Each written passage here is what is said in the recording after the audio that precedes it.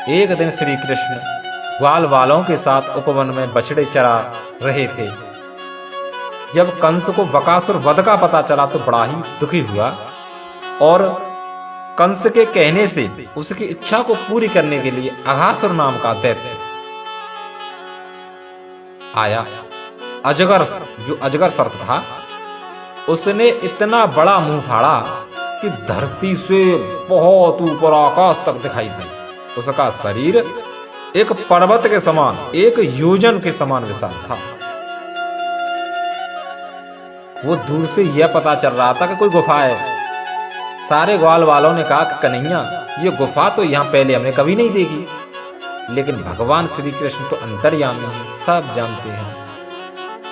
और देखते ही देखते सारे ग्वाल वाल उसके मुंह में प्रवेश कर गए। लेकिन अघासुर ने अपना मुंह बंद नहीं किया, क्योंकि वो देख रहा था कि कब कन्हैया मेरे मुंह में आवे। जैसे ही भगवान उसके मुंह में पहुंचे, उसने अपना मुंह बंद कर लिया और पलटा मारा, जिससे सारे ग्वाल वाल मूर्छित हो गए। फिर भगवान ने अपने दिव्य रूप को बढ़ाया और उसके मुंह को फाड़ दिया और अघासुर का वध कर दिया। श्री सुखदेव जी कहते हैं कि हे राजा परीक्षित, ये जो अघासुर नाम का जो दैत्य था, यह पूर्व जन्म में दैत्य शंकासुर का पुत्र था। यह अघासुर सर्प कैसे बना?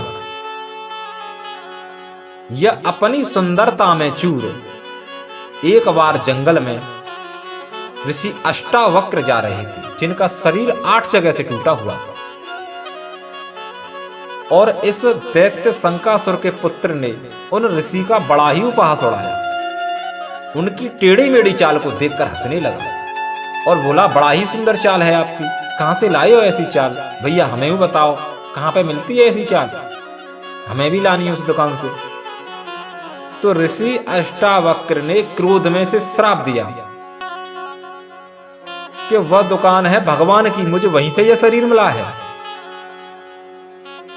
अतः तू मेरे श्राप के कारण टेढ़ी मेढ़ी चाल चलने वाला सर्प हो गया, अजगर सर्प। और इसका अहंकार नष्ट हो गया और ऋषि के चरणों में गिर पड़ा, उनसे बारंबार क्षमा याचना की। ऋषि ने प्रसन्न होकर कहा कि मेरा श्राप टल नहीं सकता, परंतु वैवस्वत मनमंत्र की 28वीं चतुर्युग के द्वापर युग में भगवान श्री कृष्ण के हाथों तेरा कल्याण होगा। तब तक तू यों ही सर्प योनि में ही घूमता रहेगा।